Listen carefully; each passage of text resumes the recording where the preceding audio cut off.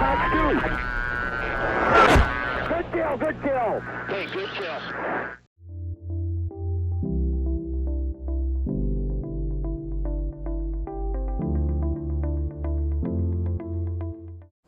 Hey guys, welcome back to another video. There's been a couple of you asking for F-18 versus Su-27, so we're going to do that here today. Let me just set up the aircraft here, turn on our HMD, and I also want to set up the situational awareness page here because we do have a data link feed. Go ahead and put situational awareness down there. Okay, looking good. Alright, and like I said, we're fighting the Su-27 today.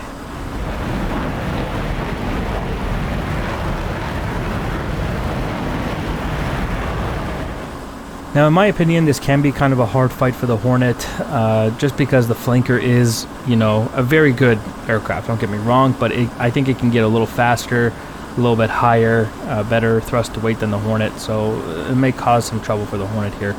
He is, once again, carrying the modernized Russian R77-1s.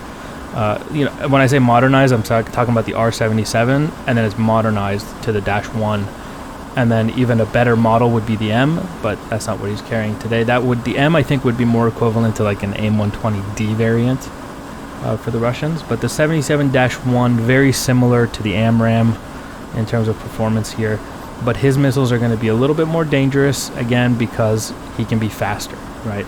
Which means those missiles are going to come off the rail faster than mine are. And like I said, we have data link. He has data link. He has S300s. I have Patriots. So it's possible that, you know, somebody might fall back to his SAM cover. We'll see how it plays out.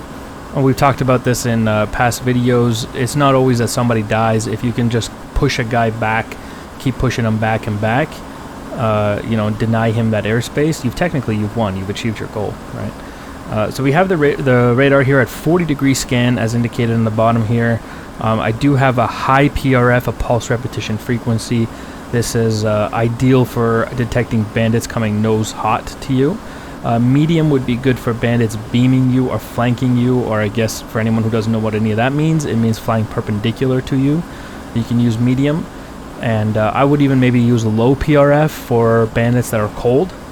I think that works somewhat decent, but definitely if he's coming nose hot towards you, which is what's being indicated here, you want to use the high PRF. And again, the 40-degree azimuth scan means that the radar isn't doing the full 140-degree left to right. It's going to detect the bandit much sooner. We have him right here, actually. I'm only out to 40 miles on the radar. If I can just get him to get myself a lock here. He's right on the cusp here. He's like 40,000, or sorry, 40 miles. There it is. Got him. Alright. I put it into high interleave and it picked him up. But I think that was just a coincidence. He was just finally in range. Okay, got him locked up here at, what is that, 34 miles. And we are at 31,000 feet. We are above Mach 1. That's a Fox 3.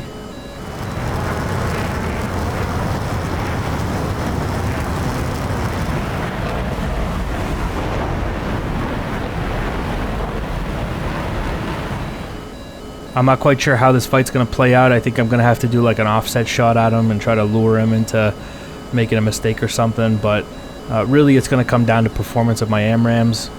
But I do feel like I am kind of an underdog here against the flanker.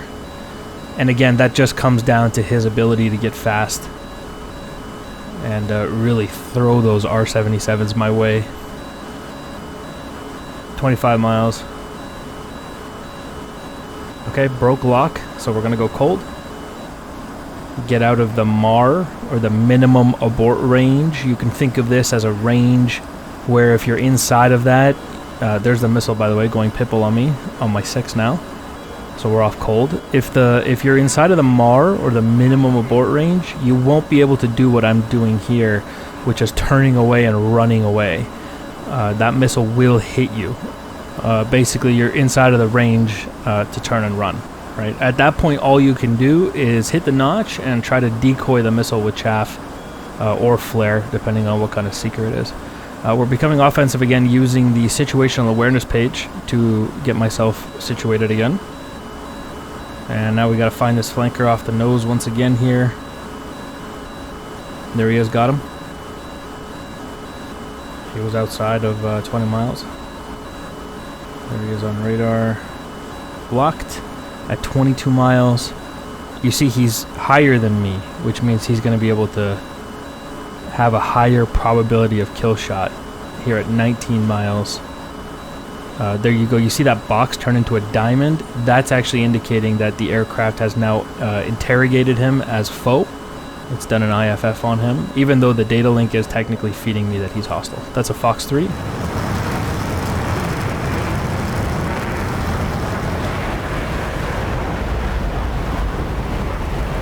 Let's get rid of this tank here. Jettison.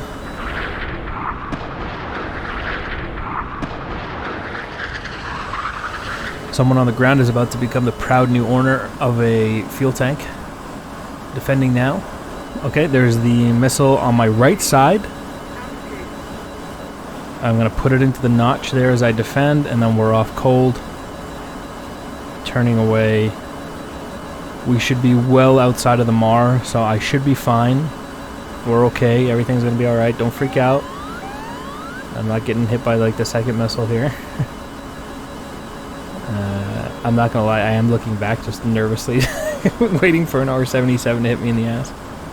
But we're good. We're going to actually defend vertically, or not defend, recommit vertically here.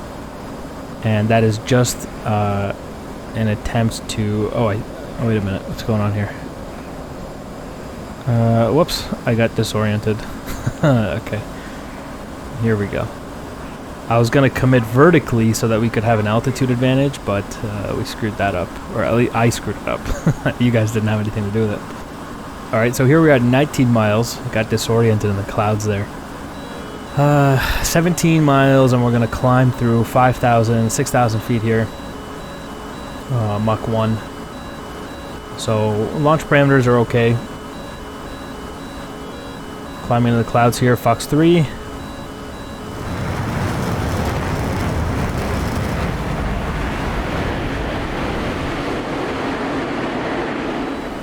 Okay, and we'll defend, escaping back underneath the clouds, hopefully in time. I just heard the pitbull warning of his missile, the R77. Another point that I'm going to address here, because I expect to see it in the comment section, is why am I not using track while scan? I've said this in previous videos, but I'll say it again. Track while scan has various nicknames, such as track while lose or track while lag. It's got, you know, all these different names, and basically what that's saying is that the track while scan mode is very good at dropping lock at very bad times. Therefore, I put my bandits into STTs and single target tracks. It'll hold a lock better, and even in the F-15E, which we've seen in the past, it'll hold a lock through even a notch position in the F-15E. Got him locked here at 16 miles now, climbing. And theoretically, if he's in the MAR, if I can push into the MAR, it doesn't matter if it's a TWS track or a single target track. The missile should have energy to hit him. It doesn't matter if he knows it's coming or not, right? So here we are at 11 miles. It's much more important to hold a good lock on him here. Fox 3.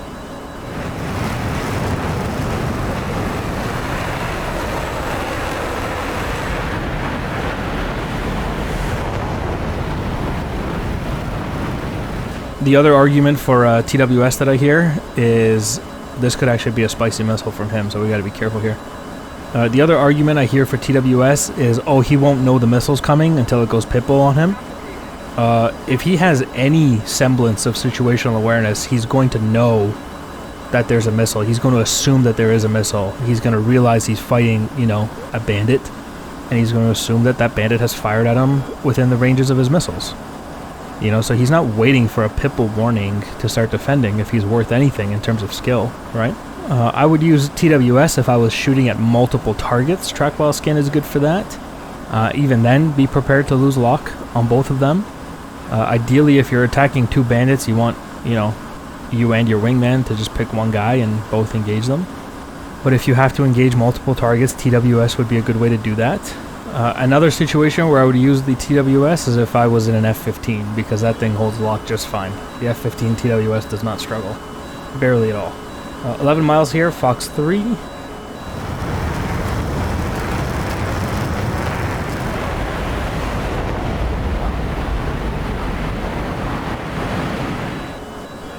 Okay, 9 miles, so we're gonna have to defend here.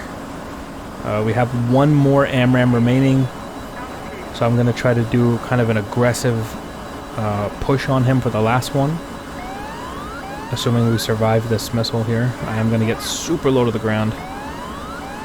Basically, I'm gonna try to commit into him slightly at an offset so I can get into the MAR.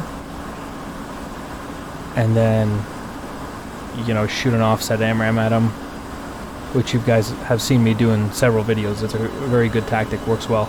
I do have a missile notification, but it's on my 6, so I'm not worried about it. It's a missile I've already defeated. And this is not behind enemy lines, so the missile does not have infinite fuel. It's not chasing me from behind. Got the bandit off the nose here, trying to get him on radar. Got him.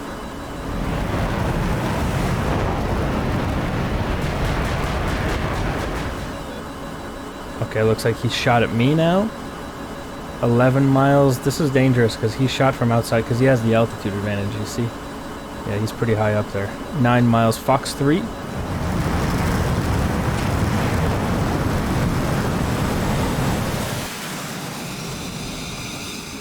That AMRAAM better make me proud.